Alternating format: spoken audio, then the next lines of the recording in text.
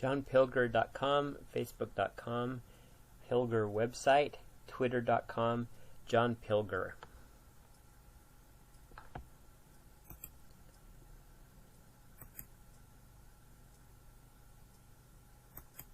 The War You Don't See. In The War You Don't See, John Pilger returns to the subject of war reporting and its critical role in the making of wars. This drumbeat was the theme of Pilger's 1983 documentary Frontline, The Search for Truth in Wartime. The history of war journalism from the Crimea in the 19th century, the last British war without censorship, to Margaret Thatcher's Falklands War in 1982. The War You Don't See analyses propaganda as a weapon in Iraq and Afghanistan. The title refers to censorship by omission, the most virulent form of censorship, said Pilger, and the collusion of journalists in nominally free societies such as Britain and the United States. The film begins with shocking footage from Iraq in 2007. An American Apache gunship opens fire on a Baghdad street, killing in cold blood 2 Reuters journalists, along with Iraqi civilians. There is no provocation, the victims are unarmed. One of the Apache crew comments, "Nice," as he murders people at a safe distance. Titled Collateral Murder, the video was leaked to Wikileaks by Soldier Bradley, later Chelsea Manning. Selling, the 2003 invasion of Iraq is the centerpiece of Pilger's film. The news media is exposed as a source of illusions, such as a non-existent link between Saddam Hussein and the attacks of 9/11. A CIA witness says the primary aim of intelligence supplied by the Pentagon is to manipulate public opinion. In a series of remarkable interviews, prominent journalists in Britain and the United agree that, had they and their colleagues challenged rather than amplified and echoed the deceptions of their governments, the invasion of Iraq might not have happened.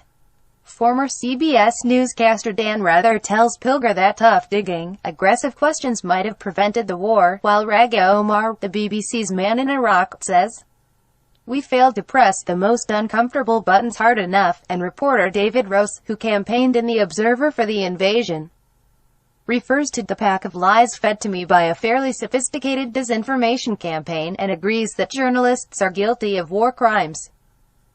Perspectives such as these, coming from a notoriously defensive industry, are rare, as is the appearance of the editor-in-chief of ITV News and the BBC's head of news gathering, who defend an institutional bias, not altogether convincingly. Previously unscreened footage shows a 2004 attack on the Iraqi city of Fallujah by American and British forces that left thousands dead. An independent American journalist's report and photographs of mass graves never appeared in mainstream media. In occupied Palestine, reports Pilger, the intimidation and killing of non-Western journalists by the Israelis are seldom reported.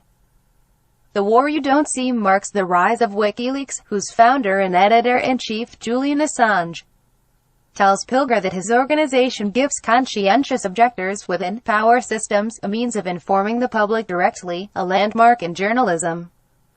The lives of countless men, women and children depend on the truth, concludes Pilger, or their blood is on those of us who are meant to keep the record straight. The lives of countless men, women and children depend on the truth, concludes Pilger, or their blood is on those of us who are meant to keep the record straight.